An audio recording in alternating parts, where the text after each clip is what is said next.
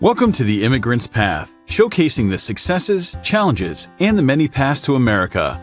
Brought to you by Sarraf Gentile LLP, a New York-based law firm representing individuals nationwide on immigration and other complex litigation matters.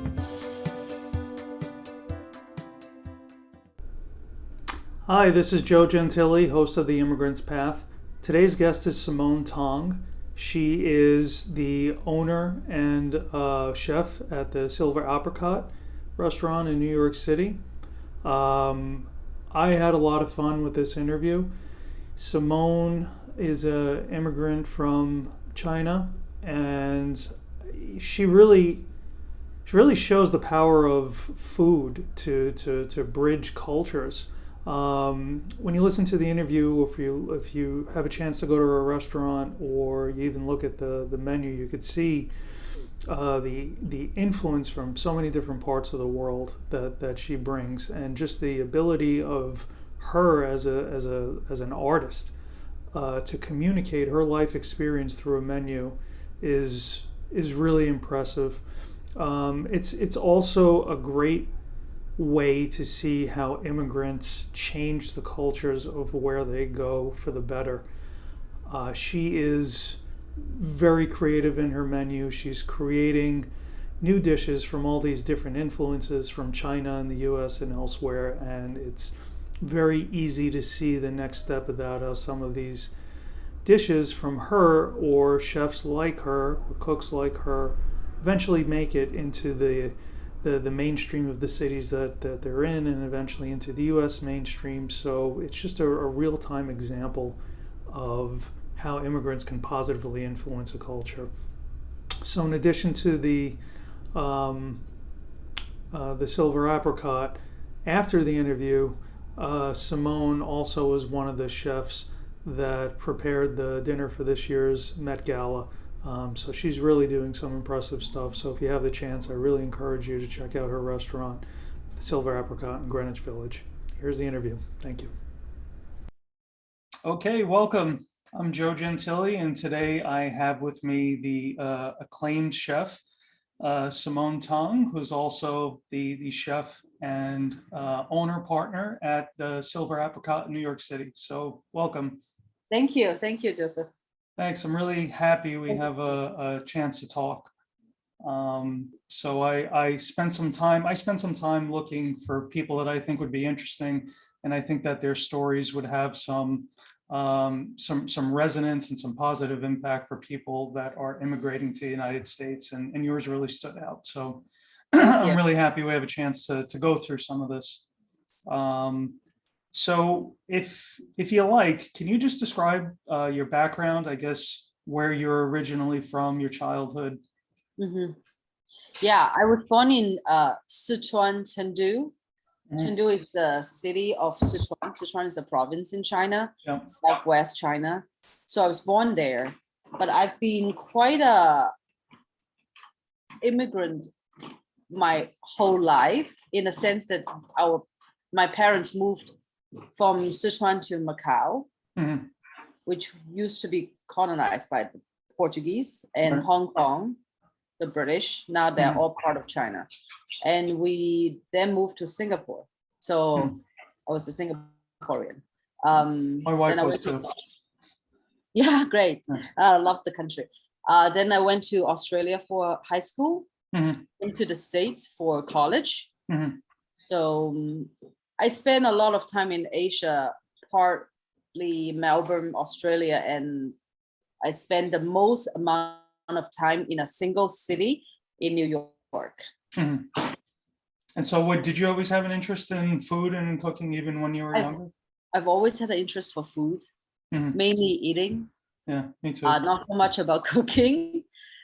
Growing up in a Chinese, household with parents that are kind of businessmen, they like to do a lot of business deals on a dinner table. So I grew up eating a lot of good food, luckily. But in terms of cooking, I really only started in 2008, 2009, when I was brave enough to decide that I wanted to be a chef. I was in my late 20s. So of course my parents were like, "You're crazy. it is unthinkable, unacceptable. Yeah. But I did it. So, for the last 12 years only that I started becoming very passionate about cooking and being a chef. Wow. Just to go back a little further before you come to the US, when you were younger, before you came here, what were your impressions of the United States before you came here? What was it in your mind? What were you thinking about when you thought about the US? It's a place I have to go for college. It was like a very firm mind. As a Singaporean, there are many options. You can really stay in Singapore. It's a great education system and it's very affordable. Or you go to Australia or the UK, as a Commonwealth country, or the United States. I'm always the US fan because of, I guess, NBA and pop culture. So it's always a place that my dad thinks that this country has the best tertiary education system. So everybody should come to college here. So it's like ingrained in me. I'm continually amazed at the brainwashing power of American pop culture. Yes, it's absolutely amazing. It's a very voluntary behavior. Nobody forces us. We just like it. Yeah. I grew up here, so if you were to ask me before I spoke to people that immigrated here, why'd you come here? I'm thinking in my head of the Statue of Liberty story and all the freedoms and the economic opportunity, and that's part of it for a lot of people. But so much of it is pop culture. Yeah, it's the movies and the music. It's incredible. Yeah, and I think it's the experience that I really was looking forward to. Being a student in the States, I know even then in high school, I know it was going to be very different compared to Australia or the UK or Singapore or China. So I wanted to experience that. And you're a Tar Heel, right? Yes. Yeah. Tar Heel, which was a university that is not as well known internationally, but because of Michael Jordan, we know that he's 23 in Tar Heel. Yeah. It's a very prestigious university in the U.S. Yes. So it's an impressive school. So you come to UNC. At that point, you're in the U.S. How is the reality of the U.S., at least as you're seeing it through North Carolina, comparing to what you were expecting before you got here? I'm glad you asked the question. Nobody really asked that. You definitely have a thought for us, because I was in shock. I was in complete shock that when I arrived Chapel Hill, it's beautiful college town, but when I arrived like North Carolina, I was like, this is not how I imagine US to be. I imagine US to be like everywhere, to be like New York City or LA. I had no idea that this large country has so much land and space. And I went to a gas station. I remember I was lost. I walked to a gas station through highway because I don't know how to drive. I still don't.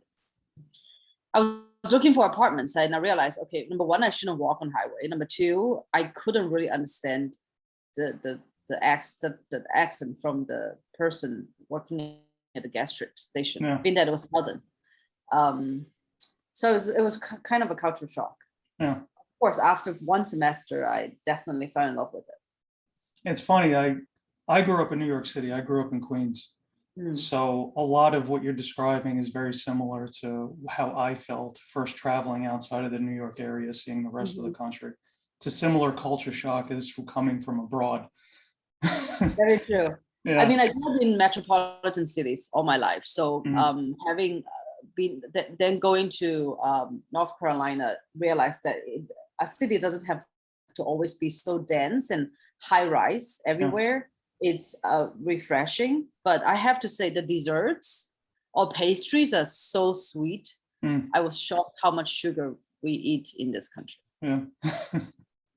Did anything about it exceed your expectations? I'm talking about just North Carolina at this point, not the U.S. broadly. I think the one thing that exceeds my expectation is how much freedom one has in like ideas,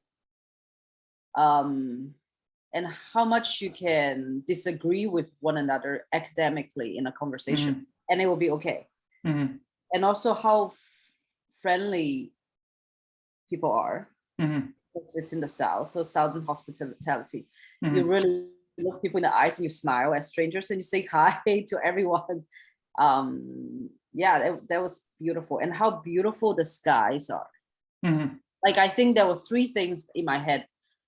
I was like, if I move to any place elsewhere in my life, it is blue sky, clean air, and good water pressure. Yeah.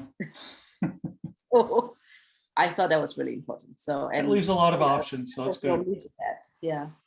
I read, I did some research on you before the interview. So I read that you first kind of got the idea to become a chef watching an episode of Daniel Boulud's show about Wiley Dufresne. Yes. And that was a big influence for you? That was an epiphany. Is that what sparked the move to New York? It sparked the move to become a chef. And I thought about, so he and a group of chefs in the world in the early 2000s has created this movement called molecular gastronomy, whether some chef probably doesn't like the terms, but it's a very creative process in making food, and it's very exciting, it's very artistic, it's very, very abstract. It's like very Willy Wonka. I was blown away by it. It's the combination of engineering, science, art, and psychology. So I thought this is the best way to, it's like a amazing thing to do or learn. So coming to New York is because you're right, because I realized in order to get into his restaurant, I have to become a student again. I have to learn culinary school so that I can have a student visa.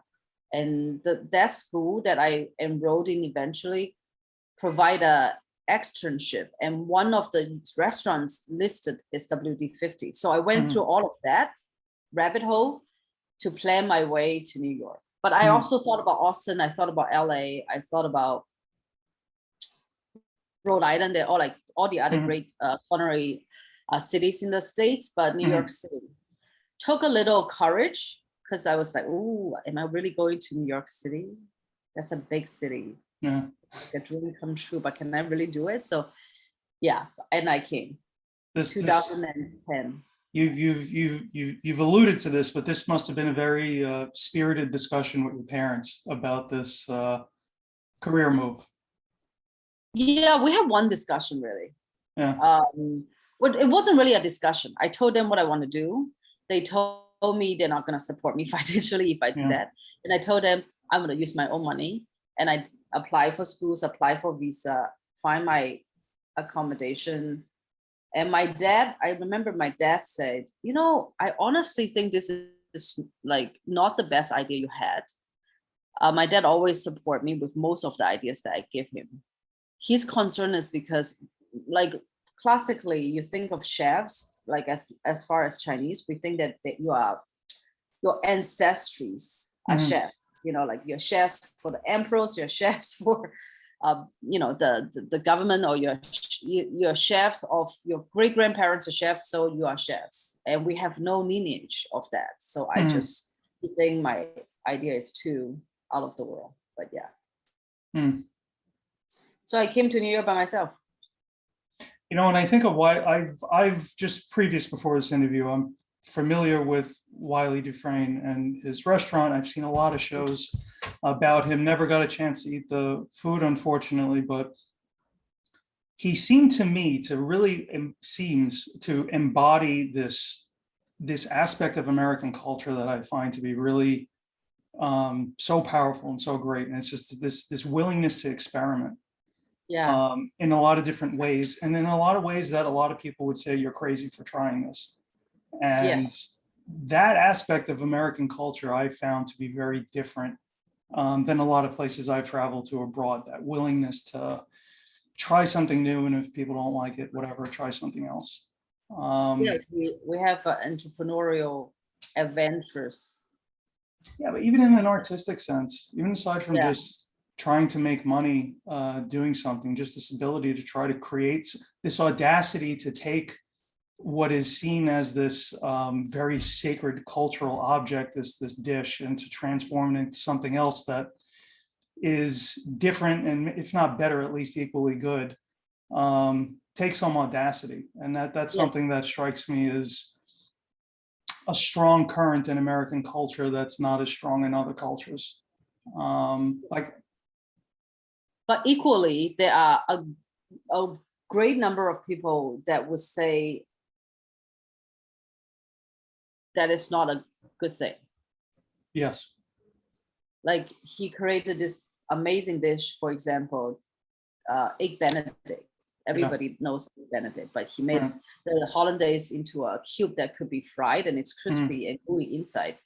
And he played a different perspective where when you eat it, it still reminds you of exactly how it tastes. It's just a different form. But people think a lot of people disagree with it. A lot of people think it's silly. A lot of people embraced it. So this country allows a lot of different ideas, but it also allows a very different feedback. You have to be able to embrace it all. Yeah. I think New York's probably a little more open-minded on that than some other cities or regions of the country. So I imagine North Carolina, if you started playing with barbecue, there'd be some people would be upset with that. So you get what I mean? Yeah. People will always be a little hesitant to change, but there are also equally a big number of people that wants to. Yeah. The extreme part of this country is what makes it special, I guess. So when you first go through your chef training, you become a chef, did you always have it in mind that you wanted to open your own restaurant?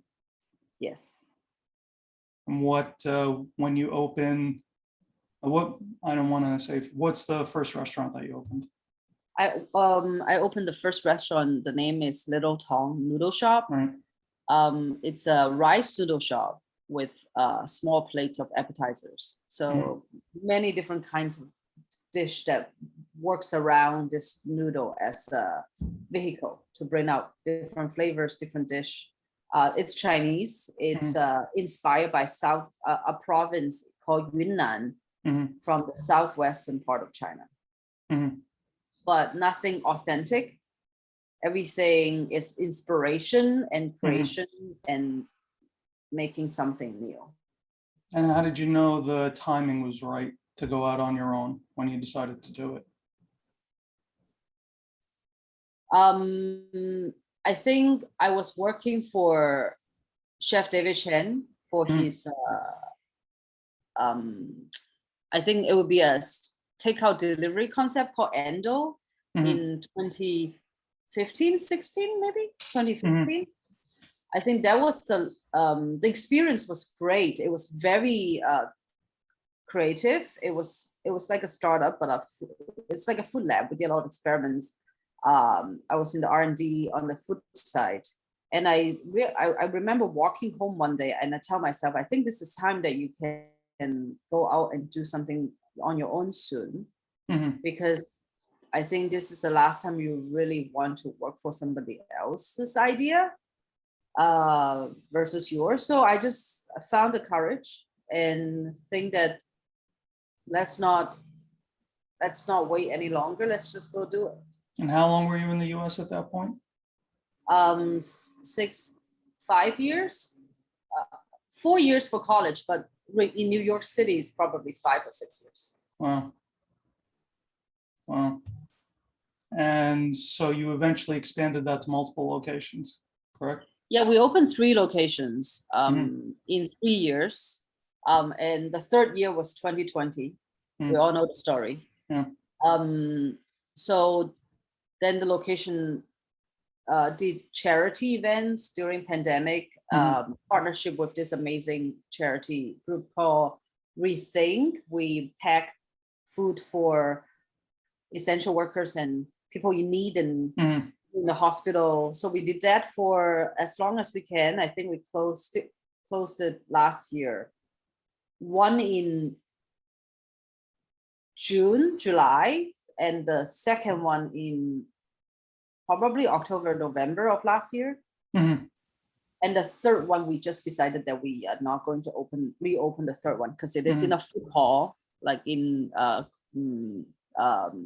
it's very near Times Square in a food hall, which we don't think it's the right timing this year still to open. So hence we gradually close all three. That sounds like a really intense roller coaster ride from the way a really condensed version of it, that in a relatively short period of time, this venture goes from 3 restaurants. And I know you got a lot of attention, positive attention from those restaurants and a lot of really good press. COVID hits and eventually you close the 3 restaurants. What did you learn from that experience? I mean, it must have been a tremendous learning experience. Well, I learned that in times of crisis or global crisis, we need to switch gears in our mind to prepare to survive, to have a different goal, basically. So in economic, like good times, I would be concerning about the numbers, the labor cost, the food cost of restaurant running, right? Because I'm a chef, this is my responsibility, and I would be thinking about expansion. But in terms of crisis, my priority really is to make sure the people that we hired are well and safe and healthy and stay alive. And so the restaurant became not to profit, but to survive as long as we can, to provide to provide for the people that work for us, if they so choose to continue to work for us. Because some of my employees decided to not work because they have parents at home, and they had COVID. So and others decided that they want to continue to support themselves and their families, so they could choose to work. But it wasn't, so I guess in a way it is sad that we did close all 3 restaurants, but it's not a sad, it was not a tragedy. It was a success story. Everyone that worked there during the pandemic have continued to find jobs, and some of them have continued to work for us, because we also opened Silver Apricot during pandemic last year in July, in the middle of it. 9 months pregnant as well, right? And 7 months pregnant. 7 months pregnant. So that was a huge triumph to be personally, and yeah. So during this period, did you learn anything about yourself that you didn't know about before? I don't know how to not work. I don't know how to not stop. And I think what I learned is, if I had another chance to get pregnant, I probably would take it way more easy for myself and the baby. Yeah, so I definitely,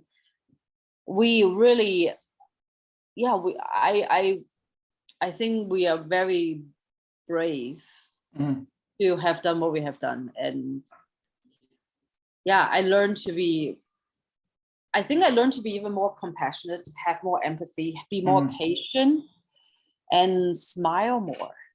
Not to be an angry chef or stressed chef, but just smile more and be more caring for everybody that work with me and for me, because I treasure life more now. I think we all should. Yeah.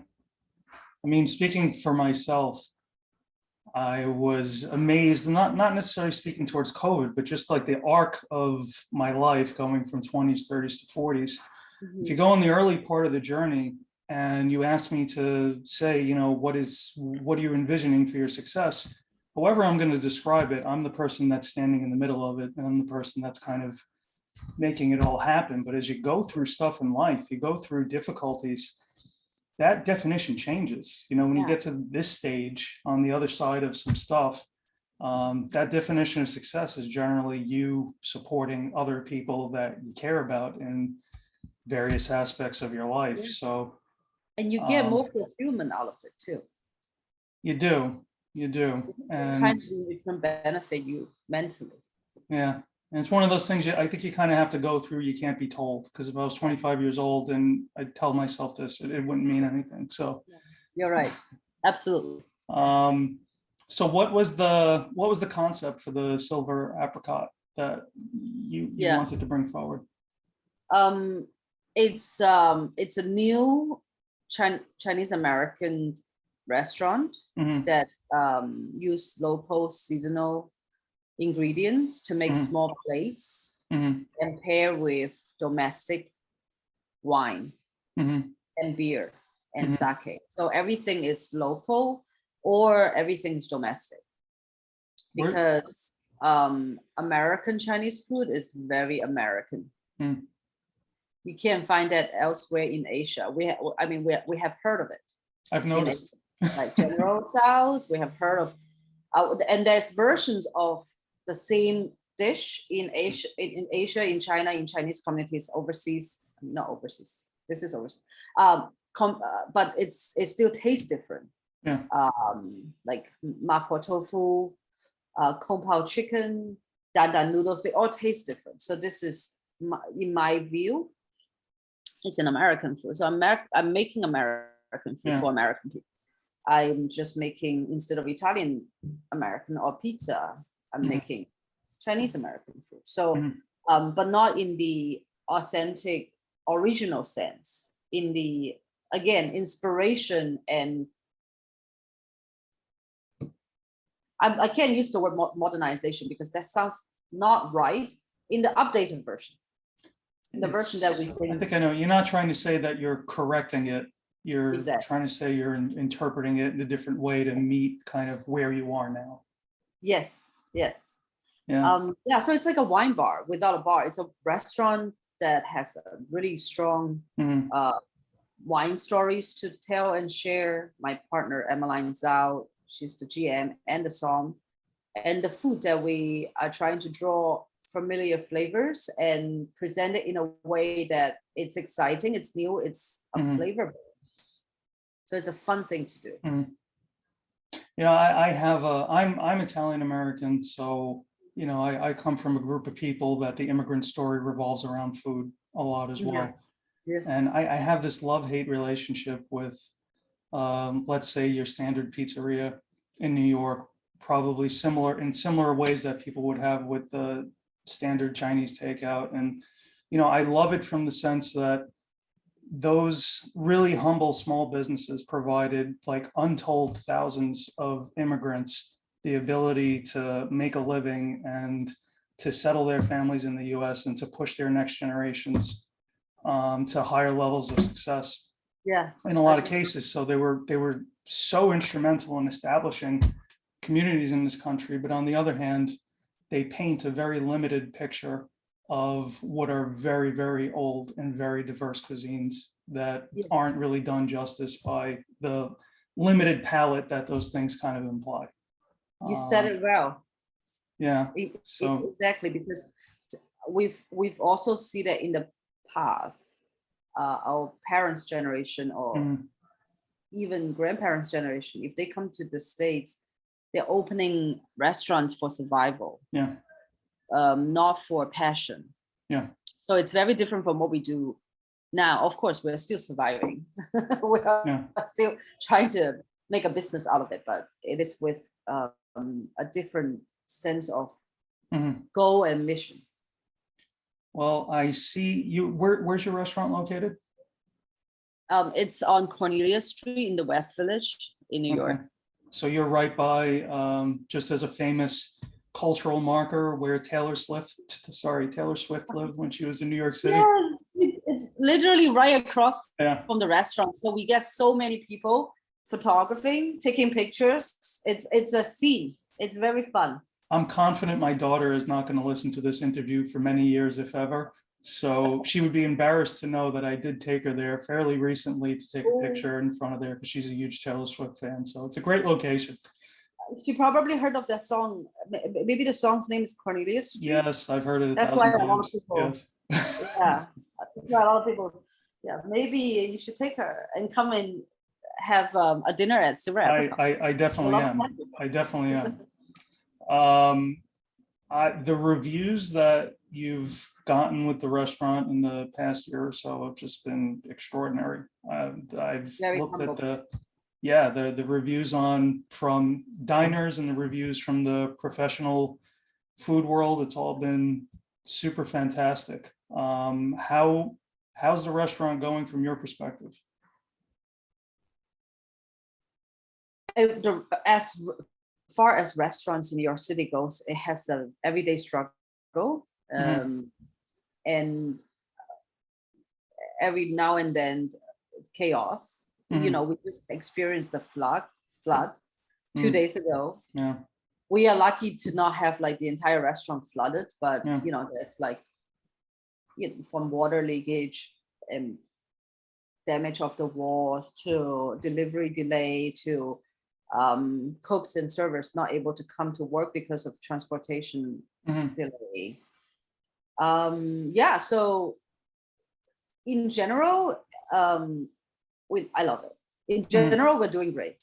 I think it's we've changed the menu or the concept, not the concept, but the menu like maybe 6 times now. We had tasting delivery in the early days of Silver Apricot during pandemic. We had a la carte, and then we have a la carte and tasting, and then we have a la carte tasting delivery and outdoor. So it has just changed so many times because of the pandemic and how comfortable all the new rules and regulations. Now we have opened for indoor dining with vaccination checked, and we've also opened outdoor in our little garden patio, and we have a seasonal menu. Everybody's having fun creating dishes, and everybody's having fun serving people. And it seems like finally it's going. That's great. It seems like finally it's not going to close because, hopefully it's not going to close because another big pandemic is coming. So everybody seems to be here to stay, and we are a little short-staffed, but we're very grateful. And we're happy. The impact on the restaurant industry in New York of COVID it's been discussed a lot. It's very well known. We're not necessarily coming out of COVID, but we've been living with it for a while, I guess is how I would describe it. How do you think, if it has, how do you think it's made you a better business person? Going through just this really condensed cycle of challenges and things that you can't possibly plan for. It seems to me like it could be I think it's the attitude. It makes us much stronger in a positive way because we've been through the worst, and everything else that came in is we are feeling blessed by anything. Any good things can come. So we're blessed by reservations being filled up, compliments, like you say, good reviews. We're happier. We're still exhausted, lack of sleep, have a lot of problems to solve, but we are happy to do it. So I think the attitude and the personal happiness is what makes this whole thing seem much better. So how does your immigrant background, how does that inform the culture of the restaurant and the experience of people going to the restaurant?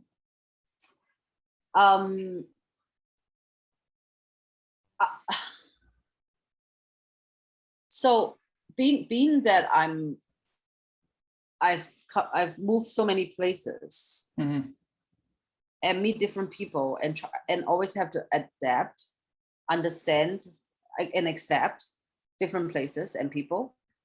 I think that part of me realized that everyone's different. So when, for example, when I hire a new cook, a new chef, and I see or sense that my team is not really happy about his first 2 days or his first 2 weeks, I know that I need to have a conversation with them and let them embrace and tell them it's good to embrace the difference. I'm like, I would say, hey, I don't know if you guys having trouble understanding his accent because he grew up in the Philippines. But I want you to have the patience to talk to him and get to know him so that he feel like he's part of the team. Instead of you rolling your eyes on the back because he doesn't know how to move around the kitchen because he's new. So we cultivate this environment of acceptance and embracing differences. So we have a Chinese American restaurant, but we have people from the Philippines, people from Queens, people from Mexico, people from Nevada. Everyone is such a different background, yet they can work together and describe a dish that's Chinese, which is the beauty of New York City, really, and United States. It is. I mean, it's like really a United Nation in a tiny restaurant every day. We speak 3 different languages: Mandarin, Chinese, Spanish, something else. Yeah. It's really what attracted me to your story. I'm sorry, please. The different nationality and the different people background give you new thoughts, new ideas, because they see things differently. They're not always right. They're not always something we would use, but it's welcoming to have these different voices and be able to work together. The other thing I want to say is being someone who grew up in Singapore, we've experienced SARS, which is in 2003, maybe.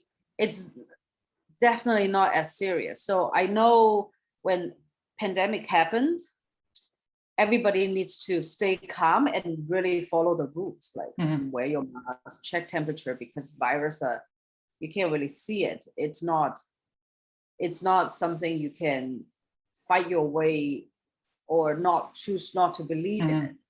So I was rather more calm than panicking in that sense, because I know this thing might take a while. So let's just see what happens. I didn't think it would take 2 years. I thought it would take at least 9 months, but so I wasn't too anxious that we're going to have the end of the world. But it's interesting to see what happened to different countries and different groups of people and their thoughts about it. I was so interested in talking to you because I think that what you're doing in your restaurant so embodies such an important part of what immigration contributes to the U.S. and contributes to New York. I mean, and food, especially through food, because food is such a approachable bridge between cultures in a lot of ways. And when I think about what diversity brings to the food world in New York, I mean, I think it kind of comes in 2 different paths. I mean, path number 1 is what people would describe as authentic, whatever that means to somebody. Yeah. So to me, it means, well, this dish is prepared in the same way as if I was eating it in Chengdu or I was eating it in Tuscany. And so New York and the US to some degree gives you the ability to travel the world in that way without actually leaving, which is nice. And then the second part, and to me, the more important part, is what you provide, which is the ability to create something new that can't happen someplace else necessarily, because the intermeshing and meetings of cultures that goes on in New York and other cities in the US is not elsewhere. So what you are creating and what you are influencing other people to create could not exist someplace else. So that always in the process of creating the new New York City and the new United States, this is such a beautiful microcosm of that, because what looks today to be Chinese American, in the sense that you're melding Chinese techniques with American ingredients, at some point it's just American. It just becomes American. Like, I've heard you describe in other interviews pizza as an example of an American food. Absolutely. But yeah, it is, but it's I'm gonna get in trouble. I'm always getting in trouble. No, I don't mean that in a negative sense. I mean it in a positive sense. It is American, because if you look at where it started, it is different here than what it was there. But at some point, it just becomes part of this city and this country. And this is what you're doing, is that in real time. It's watching that happen. So that's what was so interesting to me. It's one thing to say maybe not maybe Italy created pizza, but I feel like Americans eat more pizza than anywhere else in the world. Yeah, I guess we popularized it more. Or New York. Yeah. We definitely popularized pizza. So this, I mean, as I see it, maybe you don't see it this way, but as an immigrant, as somebody that provides kind of this bridge between cultures in a lot of ways, are you conscious of that role? Do you see yourself in that role as kind of creating something new out of different cultures that you have familiarity with? Yeah, I definitely see this role. Mm-hmm. But I like to see it as it's a natural progression of who I am, because I think in a way I feel like I'm in a best position to do this. Yeah. I'm not faking, I'm not trying. This is who I am, because I am a Chinese, but I have traveled to so many different different countries that has Chinese communities. And I ended up in New York. I consciously choose to become an American citizen.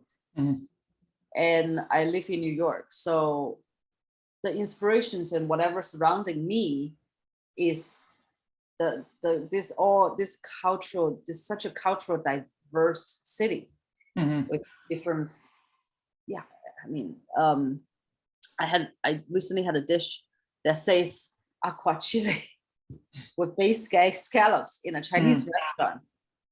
Nobody does that. You wouldn't be able to serve that in Hong Kong. They'd be like, what aqua chile? What is that? Because they wouldn't even know, or because they don't have it every day or everywhere else that could enjoy it. And New York provides the best environment for it. It's, tamales. It's like our version of it is 粽子, which is sticky rice wrapped in bamboo leaves or lotus leaf. And for tamales and 粽子to get married and have babies, it probably will come from my restaurant. Yeah. Because it's echoing what is out there in the city. I'm basically just taking what I see and going through the creative process and giving to the people that live with us. Does it feel brave doing that? I think bravery is what other people tell me, but I don't think for me it needs to be brave to do it. It's the fun thing to do. Yeah. It wouldn't be fun if I just copy a recipe over and over again, do it over and over again that looks like another restaurant. It wouldn't be fun for me. And you could definitely go to great, authentic or older restaurants. I go there all the time. In Chinatown or Brooklyn Chinatown or Queens Flushing. They have amazing authentic dishes there. But for me, that's not how I was trained. That's not how I was, mentored. So I just do what I do. So what's next for you? What's the long-term plan? Like, what's the grand ambition that you have? I would love to reopen Little Tong in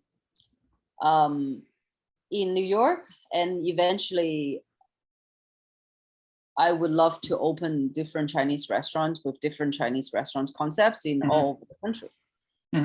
Because everyone should be able to have options of thinking, what do I want to eat today? Chinese takeout, or let's go to a Chinese restaurant and have great wine with, or let's go to a Chinese dumpling place and have good dumplings. There are different options. Or we can have pizza. We can have Don Angie, which is like a new American Italian restaurant that a couple chef made it, which is amazing. So they have different options, and that's my goal. I think by the time I'm 95 and still alive, I might have done something to the culinary map of America in terms of like people's understandings of Chinese food. And that I will be happy.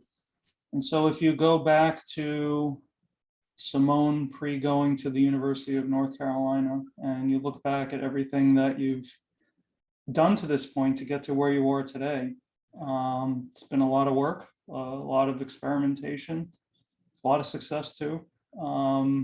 Do you feel like it was worth it coming here? If you could do it all over again?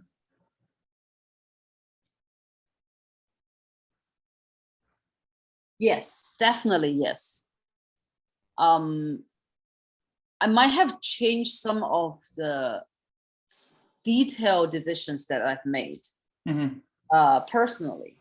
For example, I might have maybe, well, I definitely should have gone back to my grandparents' funeral.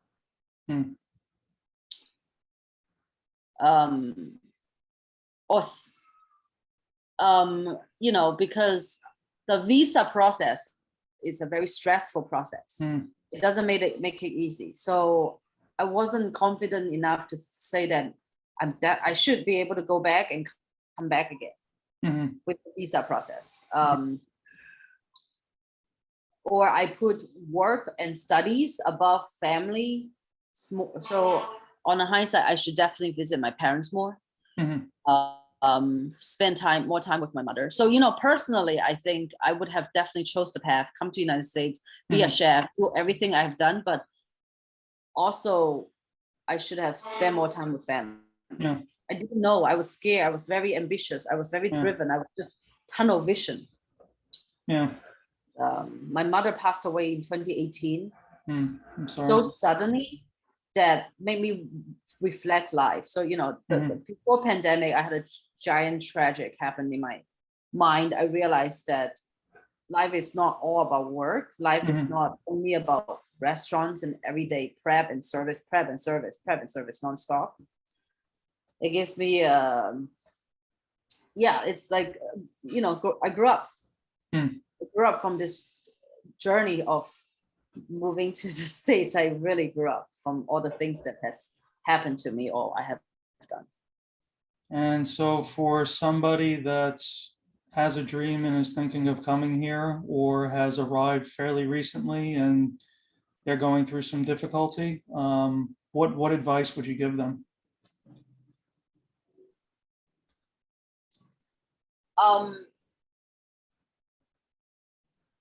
Definitely need to do research. If there is a problem or issue that they face,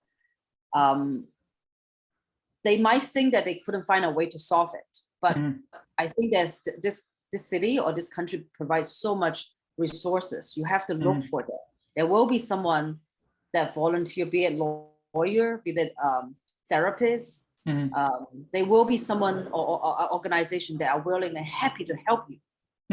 So don't think that you have nowhere to go or nothing, like nowhere to go for help, even if the situation seems to look like so. So because this is the one place that will really get you somewhere when you are at the end of your rope sometimes. So that's one thing. The other thing is, honestly, there's not really any miracles or fantasies about this country. I think it's not because you come to the States you're going to be millionaires. There's no there's no such thing anymore. If there was, so it is a start. But here the start is going to be an uphill battle. So try your best to do what you can and enjoy this country, whatever it provides for you. See that as an inspiration everywhere.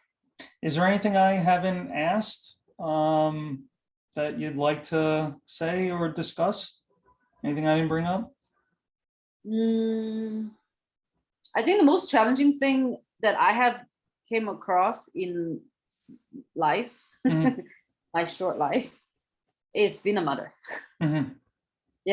Nobody tell you that there isn't any handbook. Nobody tells you how to be a mother and be a chef and do both at the same time well. That's definitely a challenge. It definitely is. I have two kids as well, and I've had a very hands-on role in raising them and taking care of them, especially when they were younger. And I personally think there's a kind of a fallacy in this "you can have it all" Yes, talk that absolutely. I hear given to both men and women. The idea that there's no sacrifices involved in one aspect of your life to kind of compensate for another. I just don't think it's true. So, parenthood, it's I don't regret it at all. It's the best Yeah. thing probably I've ever done. Uh-huh. But it's Challenges. going to take time away from your career. That's just the reality of it. Also, your sleep. Yeah, that definitely. Yeah, but it makes more life more complex and definitely adds more texture to life. It's beautiful. Yeah, it does. It does. Okay, well, this was great. I really appreciate you taking the time to talk. I think a lot of what you have to say and a lot of your story is really going to be very helpful and very inspirational for a lot of people. And definitely want to encourage people when they're in New York to stop by your restaurant and try the food. It looks fantastic. I will be by shortly, so you'll probably see me in person. I really enjoyed this insightful conversation. It's beautiful. Thank you so much. Thank you. Thank you. Bye-bye.